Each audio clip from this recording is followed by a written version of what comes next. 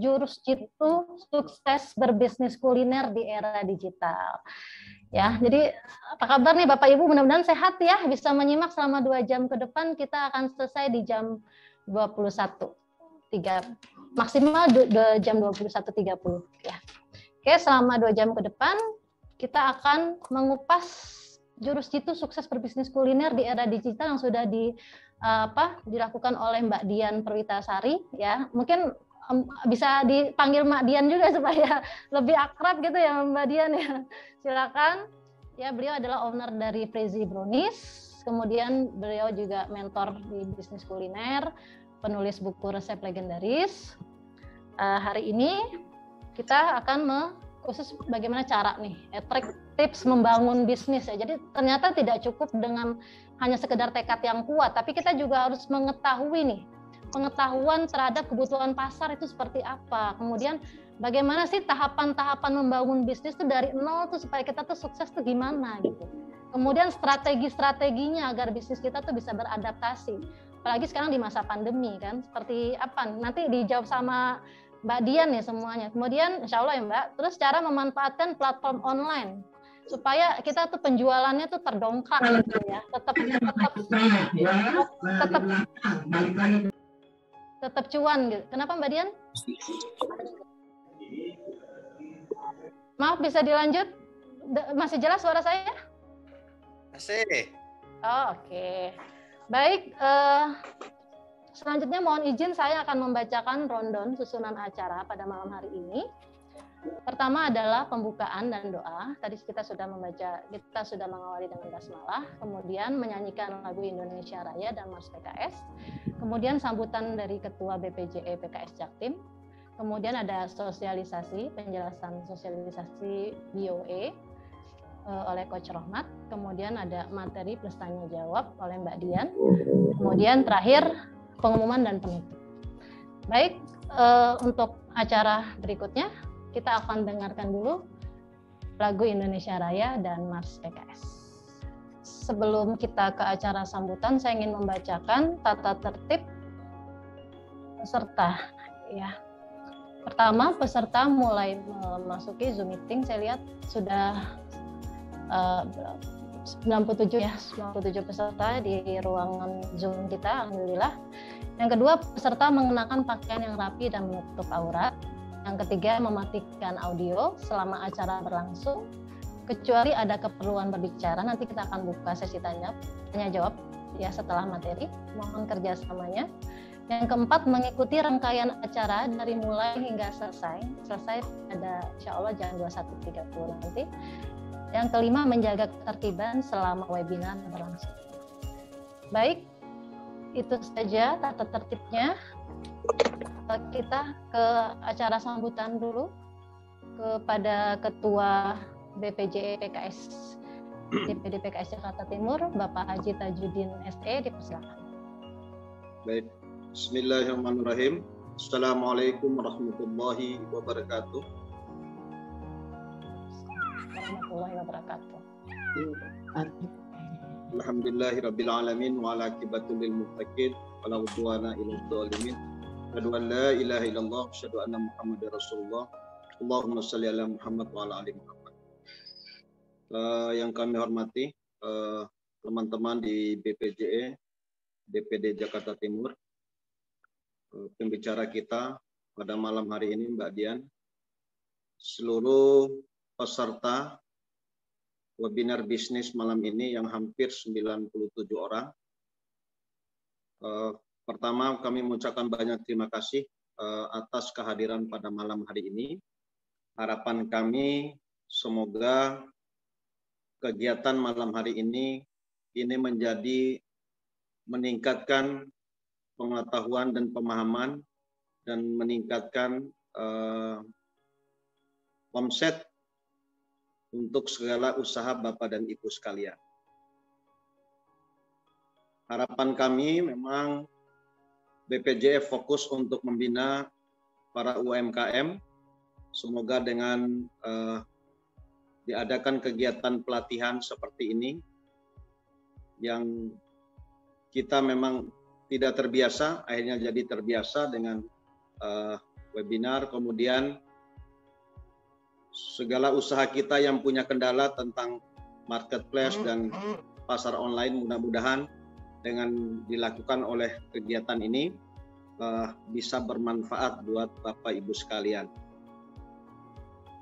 Harapan kami mudah-mudahan nanti lebih banyak teman-teman interaktif untuk menanyakan seperti apa sih tentang webinar ini, dan harapan kami dengan adanya kegiatan seperti ini, mohon ada kegiatan berikutnya yang dilakukan oleh BPJE melalui bidang diklat, insya Allah bisa diikuti oleh semuanya, dan saya mengapresiasi, subhanallah, hampir mendekati 100 orang yang ikut malam hari ini. Ini mudah-mudahan cukup bermanfaat buat Bapak Ibu sekalian. Pada panitia, syukron, mudah-mudahan apa yang kita lakukan ini bermanfaat buat para UMKM dan para kader yang ada di grup dan khususnya di Jakarta Timur. Mungkin dari Ana itu aja. Assalamualaikum warahmatullahi wabarakatuh. Waalaikumsalam warahmatullahi wabarakatuh. Terima kasih Bapak Haji Tajudin atas sambutannya. Kemudian ke Coach Rohmat, sudah hadir Coach Rohmat ya. Namun sebelumnya saya ingin mengingatkan kepada peserta, alhamdulillah ini memang banyak yang mungkin antusias dengan ilmunya Mbak Dian nih, kayaknya dia pengen seperti Mbak Dian juga ya, sukses insya Allah di masa pandemi itu tetap justru semakin meningkat omsetnya. Oke, saya ingin mengingatkan kepada peserta harap merename akun Zoom-nya dengan format kuliner, kemudian strip nama, kemudian strip domisili. Baik, kita ke penjelasan ya, sosialisasi BOE yang akan dibawakan oleh Coach Rohmat ST. Silakan.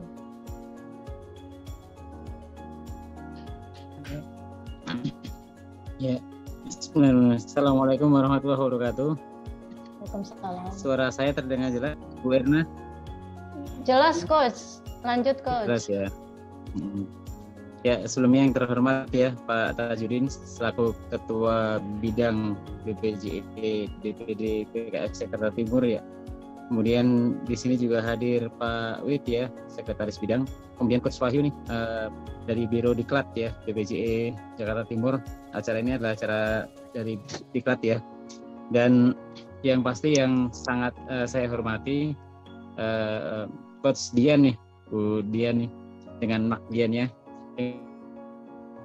Insya Allah akan sharing ilmu ke kita semua ya terkait dengan materi yang insya Allah dari Biro Pemberdayaan terkait dengan Business Opportunity Expo ya. Jadi BOE atau Business Opportunity Expo adalah satu program ya, program dari BPJE Jakarta Timur. Harapannya nanti Bapak Ibu yang hadir hari ini ikut menjadi bagian dari program BOE ya di kecamatan masing-masing. Insya Allah akan kita aktifasi di setiap kecamatan lewat rumah tangguh berdaya. Jadi lewat rumah tangguh berdaya di kecamatan masing-masing ya. Kemudian dari situ akan timbul transaksi ya. Transaksi antara UMKM, kemudian dengan buyer, dan akan ada pelatihan-pelatihan di rumah tangguh berdaya ya lewat BOE-nya, dan yang terakhir akan ada pemodalan dari para investor yang akan selalu memonitor di transaksi di BOE di setiap kecamatan ya. Saya boleh izin sharing screen sedikit ya Bu Erna.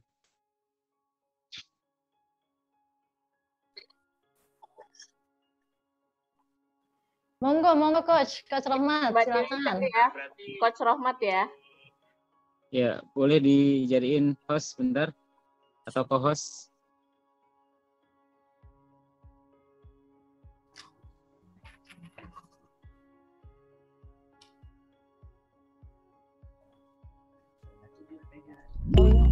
Kamu dengar soalnya ya, saya lupa. Business Opportunity Expo. Kami hadir untuk memberikan solusi lengkap kebutuhan bisnis Anda. Melalui program BOE, PKS membantu memberdayakan UMKM. 3 program unggulan Business Opportunity Expo. Yang pertama, presentasi dan promosi produk. Kedua, presentasi peluang bisnis. Dan yang terakhir, peluang investasi dan pembiayaan. BOE akan diadakan serentak di 25 kota atau kabupaten dari tanggal 10 sampai 24 Oktober 2021. Berikut syarat menjadi peserta UMKM BOE. Pastikan kamu adalah warga negara Indonesia atau WNI, mengisi form pendaftaran BOE, anggota PKS dan masyarakat umum siap membuat KTA PKS, memberikan jaminan pernyataan bahwa produk atau jasa adalah halal sesuai syariah. Siap ikut serta berkontribusi memberdayakan ekonomi kerakyatan bersama PKS. Setelah itu, kamu bisa langsung registrasi pada website boepksjaktim.com. Lalu, daftar sekarang. Peserta akan mendapatkan benefit berupa seperti menjadi bagian dari UMKM binaan PKS, diberikan akses masuk ke dalam pasar kita semua, dibantu pembuatan e-katalog BOE untuk endorsing by struktur, mendapatkan akses edukasi upgrade capacity bagi pengembangan bisnis.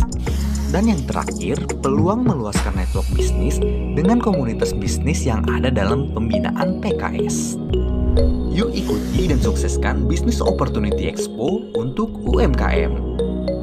Untuk pertanyaan lebih lanjut, dapat menghubungi informasi di bawah ini.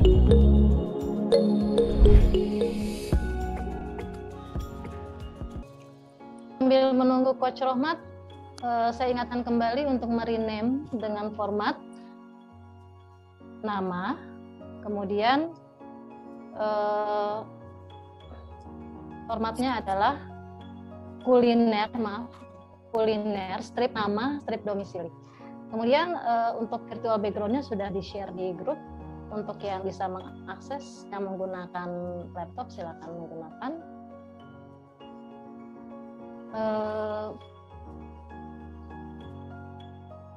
Ya mungkin Coach Rohmatnya masih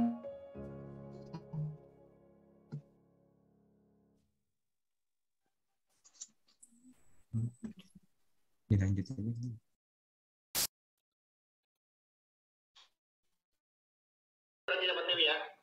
Lanjut ya Mbak Dian.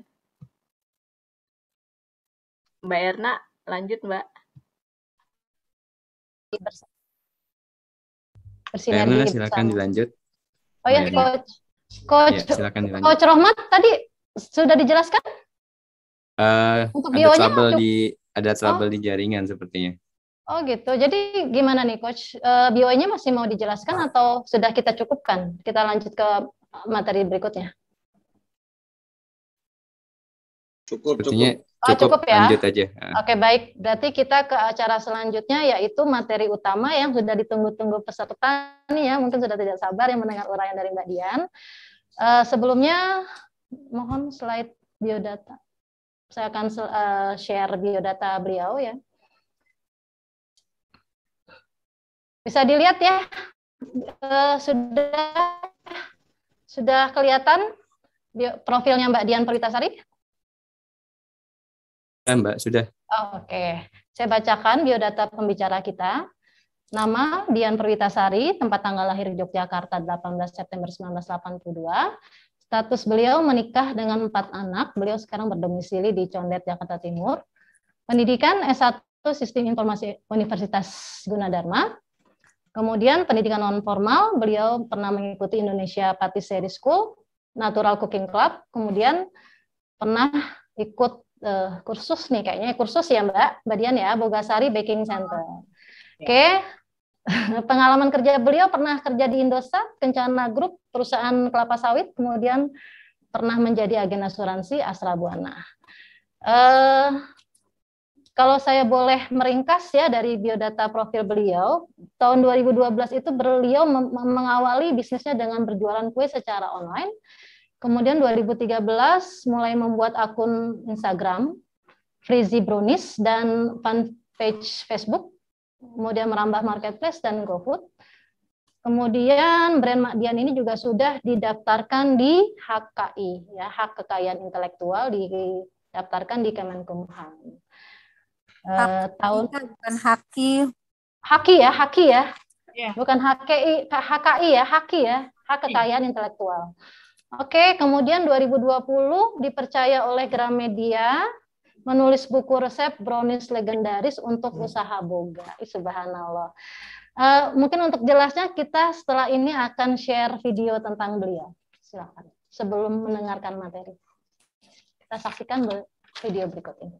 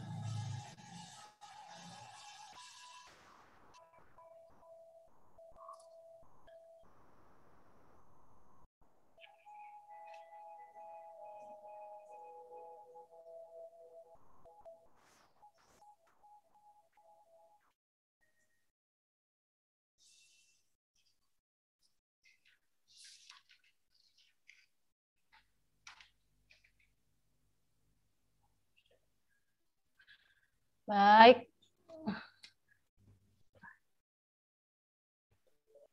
Oke.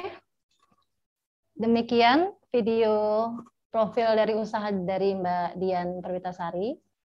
Subhanallah ya, itu kuenya kayaknya teksturnya bikin pengen gigit langsung gitu ya, malam-malam kayak apa ditemenin kopi gitu ya. Mbak Dian langsung deh ya, silakan. Ini udah kayaknya udah nggak sabar ya. Nanti peserta jangan lupa kalau punya pertanyaan raise hand setelah pemaparan materi. Monggo Mbak Dian, silakan. Assalamualaikum warahmatullahi wabarakatuh. Waalaikumsalam warahmatullahi wabarakatuh. Sebelumnya saya ucapkan terima kasih ya untuk PKS ya yang telah berikan saya kesempatan untuk sharing. Jadi langsung aja kali ya Mbak Erna ya. Jadi awalnya saya memulai. Oh iya Mbak Dian, monggo silakan. Langsung aja ya. PPT-nya, PPT. Nih, Saya share ya PPT-nya Mbak. Dia bikin kelas, cuma dia dibiayain sama dia yang bayar ini. Jadi saya share PowerPoint dari Mbak Dian. Sudah terlihat ya para peserta semua, Bapak Ibu? Belum Mbak, itu belum. CV. Itu. Yang tertampilkan CV. Itu CV coba. Sebentar Mbak. Tadi sudah saya. Atau Mbak Dian boleh mulai. Ini awal mula tahun 2012 ya Mbak ya? Ya, jadi dulu saya awalnya tuh saya kerja di perusahaan kelapa sawit tuh selama 6 tahun tuh ya. Selama 6 tahun, terus saya akhirnya merasa bosan waktu itu. Bosan banget, akhirnya saya resign. Saya pindah ke itu AAB Asuransi Astra Buana itu di Garda Utuh. Saya di situ di bagian finance. Saya di situ merasa wah kok nggak berkembang gitu. Saya tuh di kantor tuh gitu-gitu aja gitu, nggak berkembang. Saya tadinya resign dari kelapa sawit itu niatnya mau melakukan perubahan. Tapi di situ saya nggak merasa mikir, gue nggak punya bakat apa-apa, gue nggak punya keahlian apa-apa, sarjana komputer, tapi jujur saya nggak bisa komputer tuh. Jadi kuliah hanya makan informasi aja. Jadi kuliah saya tuh hanya bisa, tapi saya tidak tahu gitu. Kalau kata Bob Sadino tuh kalau mahasiswa tuh di kampus itu tuh kita tuh hanya dijejelin informasi aja. Terus saya resign ternyata saya malah masuk ke asuransi. Saya jadi pencatat riba. Di situ kayaknya bergejolak gitu. Aduh, gimana nih ya? Kok semakin lama semakin ini gaji sih gede gitu. Alhamdulillah menurut itu sih ya, menurut orang-orang sih gaji segitu tuh gede gitu. Tapi saya tidak mendapatkan keberkahan. Anak saya sering sakit, terus saya sering mengeluh.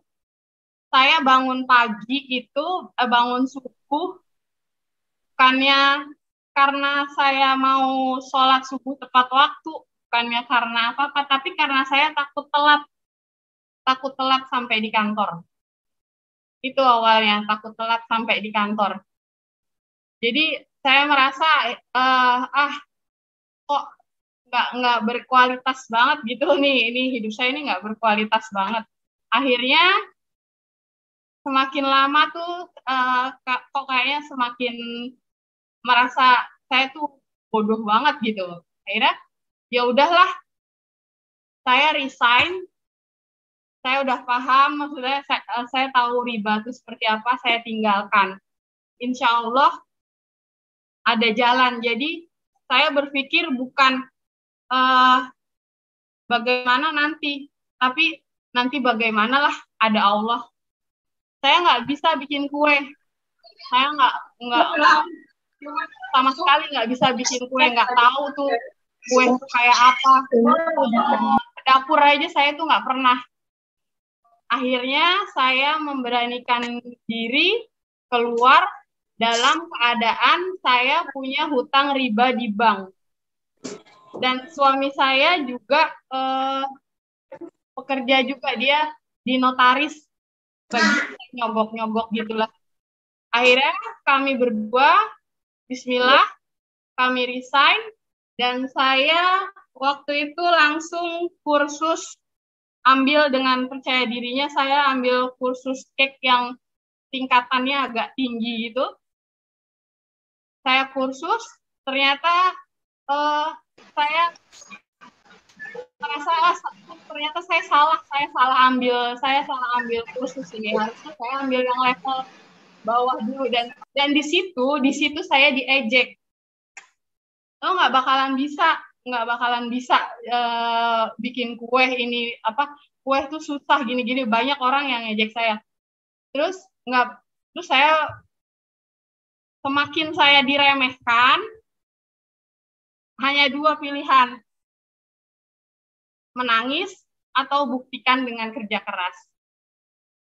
Ya udah, saya buktikan, saya bilang saya akan jadi pengusaha. Saya akan jadi pengusaha kue, saya akan punya karyawan. Karena saya sarjana. Sarjana itu harusnya buka lapangan kerja, bukan cari kerja. Jadi yang utama itu dari mindset-nya. Awalnya saya nggak punya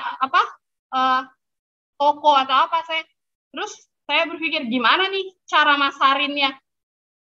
Saya belum bisa bikin kue loh, tapi saya udah berpikir gimana ya cara masarinnya. Kalau gue udah bisa bikin kue, gue mau jual kemana? Gue nggak punya toko, gue nggak punya modal. Dan di situ saya punya satu handphone tuh BlackBerry. Oh iya, ini bisa jadi toko saya gitu.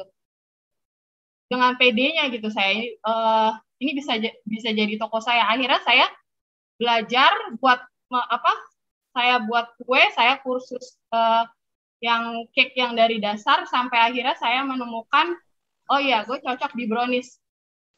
Jadi saya merasa saya cocok di brownies, saya mau tekunin di brownies. Saya mau nge-branding diri saya di satu, saya fokus dulu satu. Saya mau dikenal dulu di brownies. Akhirnya saya namain usaha saya waktu itu Crazy Brownies. Itu dengan modal saya hanya percaya diri dan yakin. Saya meyakini kalau keahlian itu nggak perlu bakat. Keahlian itu hanya butuh pengulangan. Jadi diulang terus, hanya butuh jam terbang aja. Dan di situ saat saya baru memulai, saya udah nemu nih, saya udah bisa bikin kue. Saya coba tawarkan ke teman saya yang kakaknya punya toko. Terus saya mengajukan, ini saya punya brownies, saya mau nitip. Terus dia menghargai brownies saya, harganya sangat rendah, dan dia bilang, kamu belum punya nama, kamu saya belum tahu kamu siapa, kata kakaknya. Saya nggak bisa menghargai brownies kamu dengan harga segini. Kalau nggak salah pokoknya tuh rata. Dia menghargainya itu ibaratnya modal saya aja nggak cukup gitu. Di situ saya berpikir, oh jadi mereka harus tahu dulu ya siapa saya gitu. Mereka harus tahu dulu siapa saya. Oke, saya akan buktikan. Dan di situ saya buktikan. Ternyata memang dunia ini tuh nggak adil. Mereka itu hanya melihat orang-orang yang terbaik. Yang mereka ingat tuh hanya yang terbaik. Jadi untuk semua nih, untuk ibu-ibu, bapak-bapak, mas-mas, pokoknya yang mau memulai usaha atau usahanya baru mulai, jadilah yang terbaik, karena dunia ini tuh nggak adil. Manusia itu, masyarakat itu hanya mengingat yang terbaik. Di situ saat ibaratnya saya terbakar gitu ya, semangatnya, dan saya selalu melakukan yang terbaik. Apapun saya pelajari, semua saya ulang. Saya yakin saya bisa jadi pengusaha kue, saya bisa mempekerjakan orang gitu. Akhirnya ya udah, dengan modal BlackBerry saya pasang status ini, terus akhirnya ya ada yang beli. Pertama hanya dari teman-teman terdekat. Lama-lama saya mengenal Instagram. Waktu itu saya mengenal Instagram, dan satu kuncinya tuh kita tuh harus percaya diri. Kalau mau online tuh harus. Jadi gini, kalau kita mau invest di online, kita juga harus minimal punya 5 teman yang dia tuh udah jago di online gitu. Jadi kalau kita mau bisa ya bergaulah sama yang udah ketahuan gitu, oh dia nih di online nih udah seperti ini gitu. Jadi saya dengan percaya dirinya. Waktu itu saya dekati Mbak Intan, owner Vanilla Hijab. Jadi tuh kalau kita mau omsetnya sama orang itu, kita ya bergaul sama omsetnya yang gede. Kalau kita pengen omset kita 100 juta per bulan, bergaulah sama, paling enggak tuh kita berteman tuh 5 orang tuh terdekat yang kita pengenin tuh kayak apa tuh, paling enggak tuh 5 tuh teman terdekat. Itu karena akan mempengaruhi. Saya langsung deketin itu Mbak Intan Vanilla Hijab, itu saya dengan PD-nya menyapa beliau, dan akhirnya beliau alhamdulillah welcome. Dia akhirnya ngebantu saya, dia kasih unjuk sama saya, nih seperti ini kalau mau jualan di Instagram. Saya kasih brownies-nya, terus sama dia di posting. Juar itu sekitar tahun 2013 atau 2014, itu follower saya tuh langsung melonjak saat dipromokan sama Vanilla Hijab. Dan yang saya deketin yaitu yang online-nya tuh udah ketahuan gitu. Terus kenapa ya saya tuh online gitu? Karena kalau online itu